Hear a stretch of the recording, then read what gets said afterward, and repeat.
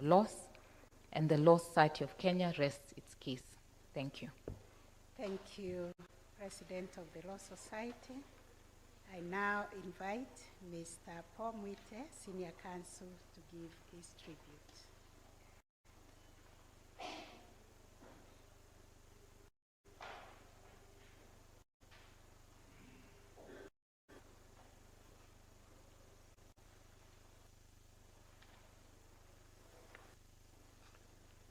Chief Justice, Deputy Chief Justice, Your Ladyship, my lords, before I pay tribute to Mohammed Ibrahim, permit me to pass my personal condolences to Ms. Ibrahim, her children, and indeed the entire family and his cousin, Amina Mohammed. A tribute to Justice Mohammed Kada Ibrahim, a pillar of our republic. For the bench, the bar, and all who hold the law in reverence, the passing of Justice Mohammed Kada Ibrahim, a judge of the Supreme Court of Kenya, is not merely the loss of a distinguished judge, but the silencing of a profound moral voice within the temple of justice. As a fellow advocate and officer of the court, I join everyone in honoring a jurist whose life was a testament to the courage, integrity, and unwavering principle that define the highest calling of our profession. I was privileged many decades ago to have recruited him as a pupil, progressing to an associate and then to a partner in the then firm of Waruyu and Muite. A pioneer's path forged in principle. Long before he ascended to the Supreme Court bench, Justice Ibrahim was making history and demonstrating a fortitude that would become his hallmark. His admission as an advocate in January 1983 was not a personal milestone alone. It was a door kicked open for an entire community, shattering a formidable barrier. His detention in 1990 for the noble act of advising and acting for pro-democracy activists was a crucible. The jurist, architect of a new constitutional order. Upon his appointment to the inaugural Supreme Court in 2011, Justice Ibrahim brought with him a lived understanding of the Constitution's soul. He was not an interpreter of the abstract text, but a defender of a covenant meant to heal, to include, and to elevate. In the seminal 2013 presidential petition following the elections, and in other landmark rulings, his voice was essential in giving early substance and gravity to our new constitutional architecture. Justice Ibrahim's legacy is a dual charge to those of us who remain. To the judiciary, he leaves a standard of a judge who understood that the law, in its highest form, is a shield for the vulnerable and a check on power. To the bar, especially the senior counsel bar, as leaders of our profession, he exemplifies the advocate who uses his expertise as an instrument of societal good, even at great personal cost. His battle against the discriminatory pink cards reminds us that advocacy extends beyond the courtroom. While stationed at the Eldoret High Court, Justice Ibrahim would hear cases throughout the day, often starting the final matter even after 4 p.m. The task of writing judgments for so many cases he handled followed him all the way to Mombasa. During his vetting before the tribunal, senior counsel Fred Gatia graciously represented him. The only concern raised against Justice Ibrahim was the backlog in delivering judgments. No one ever questioned Justice Ibrahim's integrity. Fortunately, the then Chief Justice, Dr. William Mutunga, who is with us today, granted Justice Ibrahim time off to clear the pending judgments. And when he wrote those pending judgments, each judgment bore Justice Ibrahim's trademark, a deep and thorough analysis of both the law and the evidence. Justice Ibrahim was always courteous to counsel and to the parties appearing before him. He never raised his voice, never raised his gentle voice against anyone.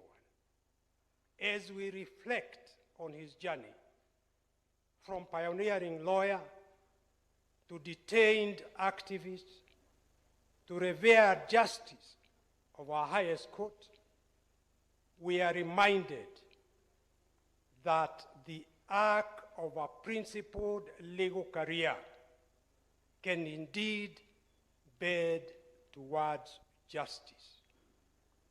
His seat may be vacant, but the clarity of his conviction and the weight of his integrity remain a permanent part of this Supreme Court's fabric. In honoring him, let us recommit ourselves to the sacred duty of upholding the rule of law, protecting the marginalized, and ensuring that the courage he displayed never becomes a relic of the past, but a living inspiration to the future of Kenya's judiciary. May his soul rest in eternal peace. Thank you. Thank you, Senior Counsel, Mr. Paul Muite. I now request Senior Counsel Chairman, Mr. Philip Mugo, Senior Counsel, to pay his tribute.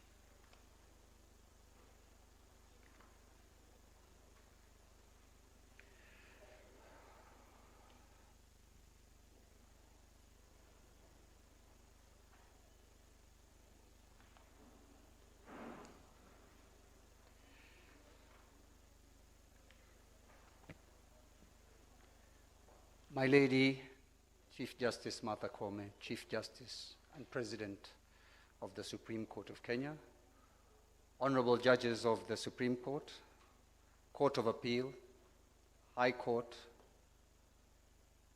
Right Honorable Moses Wetangula, Senior Counsel, Speaker of the National Assembly, the DPP, Mr. Renzo Nigonga, retired Chief Justice Willy Mutunga, retired Chief Justice Nancy Baraza.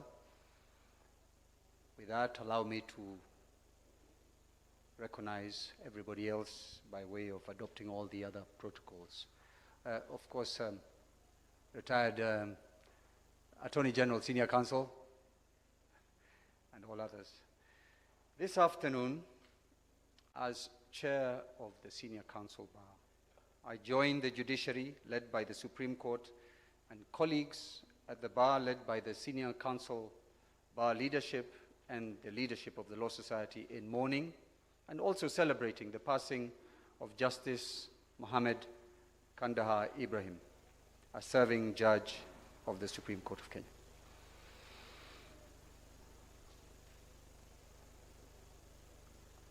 I, in particular, pass a message of condolence to Mrs. Mohammed Ibrahim, our lovely children, and all other members of the family led by my good friend, Ambassador Amina Mohammed, who is also a professional colleague. On the passing of the judge,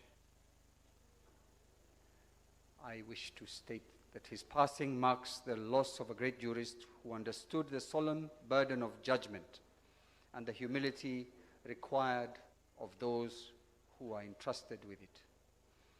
Indeed, judging is a sacred task. Many judges don't realize it, but they occupy that rare and hallowed space where human beings, conscious of their own fallibility, are nevertheless called upon to determine the rights, liberties, and fortunes of others. Islam, the faith to which Justice Ibrahim belonged, captures the gravity of this responsibility with striking clarity. It teaches that judges fall into three categories. Only one destined for paradise is the judge who knows what is right and judges accordingly. The others condemned for tyranny and ignorance. The others are condemned for tyranny and ignorance. It is a sobering reminder that law is not merely a profession, but a moral calling. Justice Ibrahim belonged to that first and rare category. At the High Court, and later in this honorable court, the Supreme Court, he discharged his duties with honesty, independence, and an unwavering commitment to justice as he understood it. He neither courted popularity nor bowed to expedience. His judgments reflected careful thought, moral seriousness, and fidelity to the rule of law.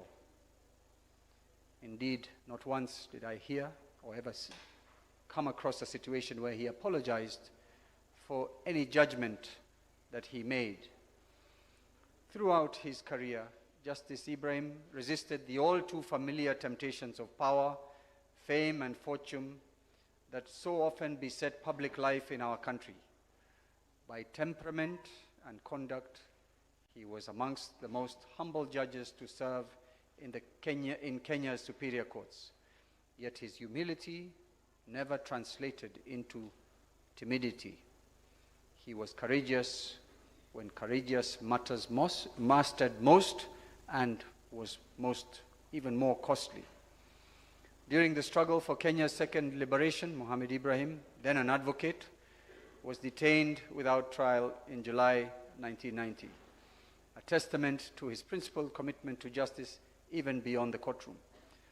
My colleague, Senior Paul Muite, many times tells me the story of how he got information that they were coming for him, and he left early, but he forgot to tell the younger lawyer to leave the office. But when the time came, Justice Ibrahim, or then Advocate Ibrahim, stood tall and walked all the way to the basement with those who had come for him. Perhaps most telling of his character was his attitude towards accountability. When questioned by the Vetting of Judges and Magistrates Board regarding a backlog of judges arising in the context of ill health and an overwhelming backload, he responded not with defensiveness, but with candor and responsibility. He acknowledged his shortcomings and expressed sincere regret to the litigants affected. Such humility is rare amongst judges. It's rare, and amongst judges, it's exceptional. These days, we even see judges defending themselves on Twitter, a space that belongs to advocates. I think he has never and would never have done that. Judge Ibrahim's life reminds us that greatness in judging lies not in infallibility but integrity. He served Kenyans with distinction, competence, honesty, fearlessness, and deep conscientiousness. From where I stand, and for the colleagues of the Senior Counsel Bar who are sitting here today, I venture to say that in all respects, he qualified to be conferred with the rank of Senior Counsel. Indeed, had he lived to retire from the judiciary, I personally would have encouraged him to join the family of Senior Counsel. May Allah grant eternal peace to the soul of Justice Mohammed Kada Ibrahim, and may his example continue to guide those who remain with us and those who remain entrusted with the solemn responsibility of judging others. With this tribute, I respectfully support the motion. Thank you, Senior Counsel Chairperson, Mr. Philip Mulugo. I now invite the Speaker of the National Assembly, Right Honorable Dr. Moses Wetangula, Senior Counsel, to give his tribute.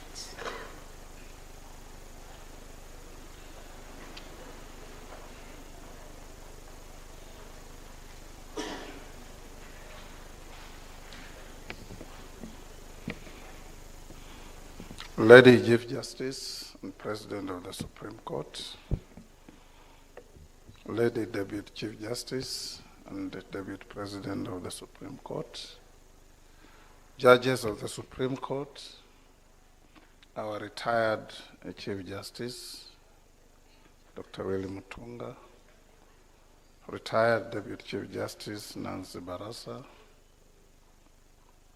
retired Attorney General Githu Muigai, members of the Senior Bar, the family of our brother Ibrahim, ladies and gentlemen.